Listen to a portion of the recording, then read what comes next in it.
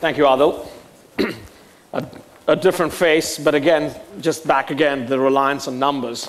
It's probably the only time, I think, that two consultants ever got called by a former Miss World to come and speak. So, and that'd probably be the only time it ever happens.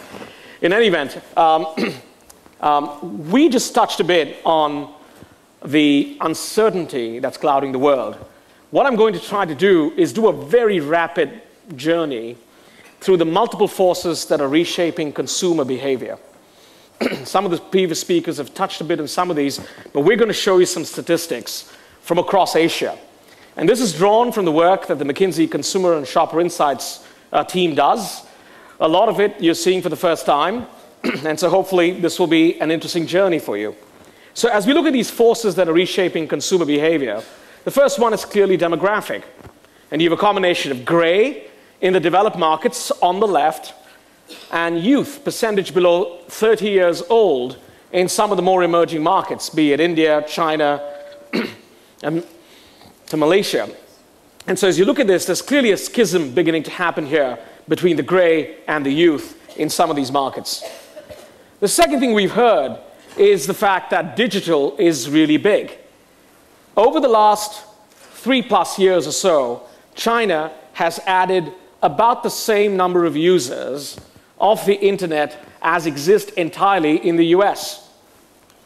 If you therefore look at what it is in terms of the connected population, China is already #1 at the start of this year in terms of the number of connected folks. India is third at about 100 million or so. About 17 to 20 million of them in India are on broadband internet, and the rest are not, but they're all clearly connected to the internet.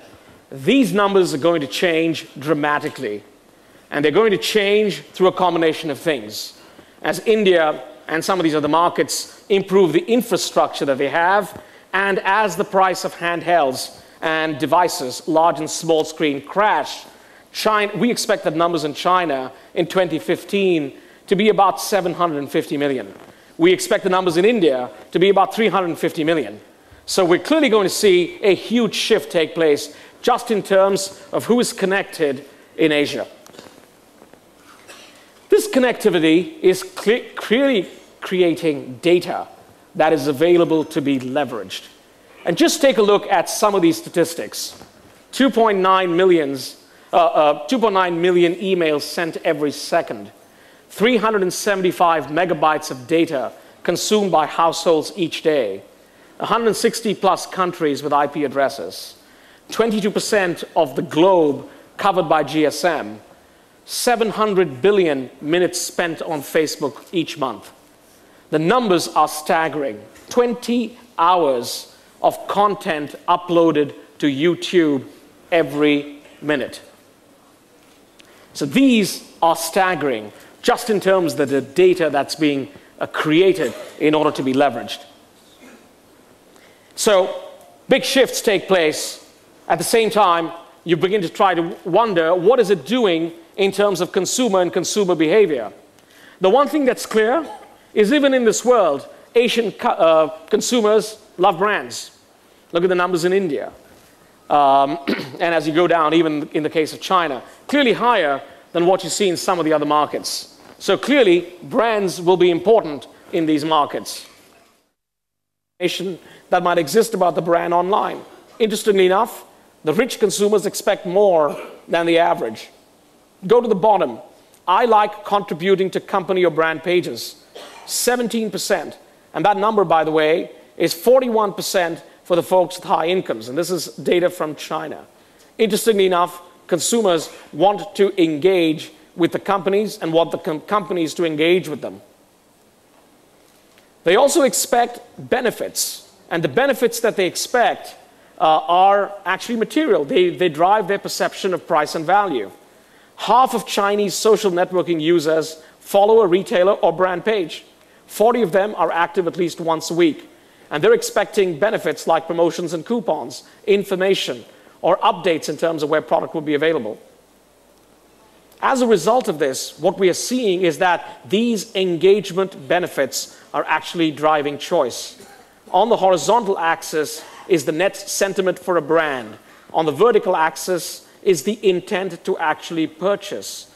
And what you see there is a correlation between the net sentiment and their willingness or their desire to buy. Clearly, engagement is driving purchase. And this is happening in Asia too.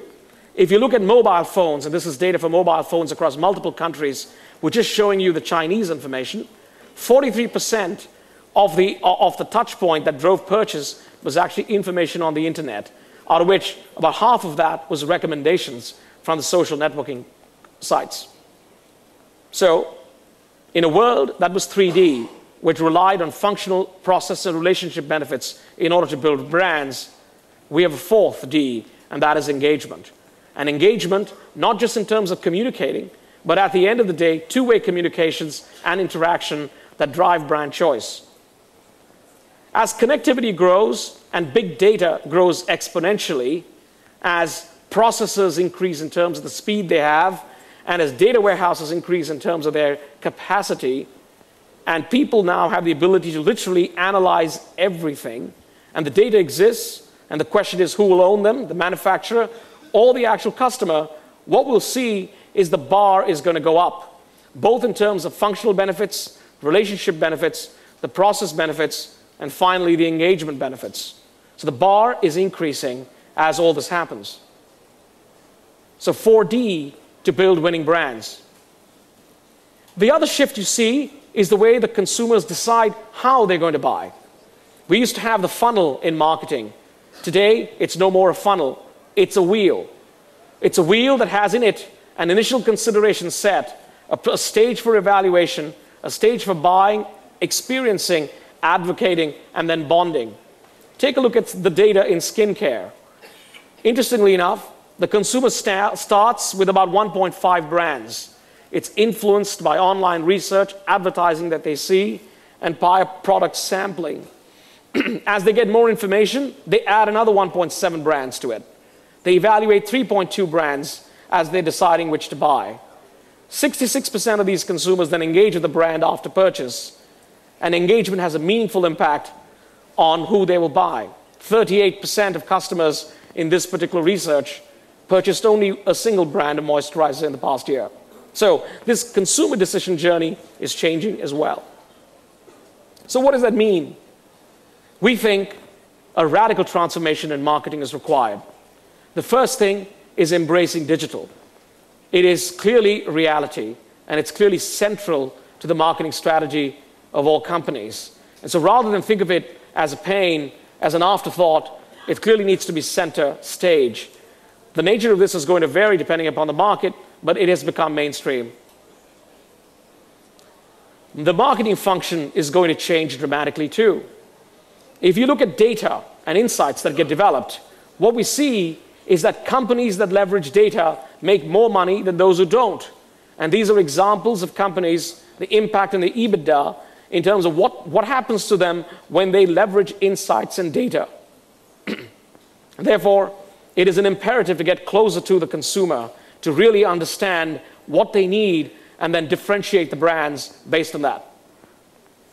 The third imperative is engaging, but it isn't engaging just at with the manufacturer, but actually working across the ecosystem.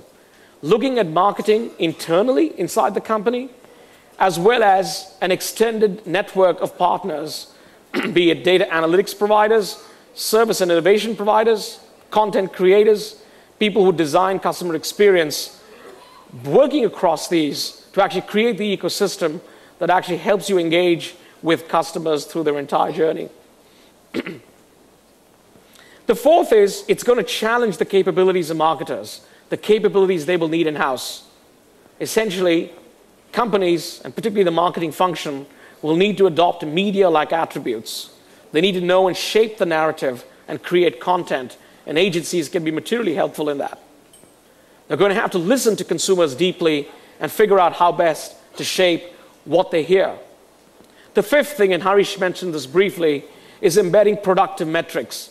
Moving from what was traditional to moving to something that's much more relevant online. Granular, actionable, and that drives faster impact.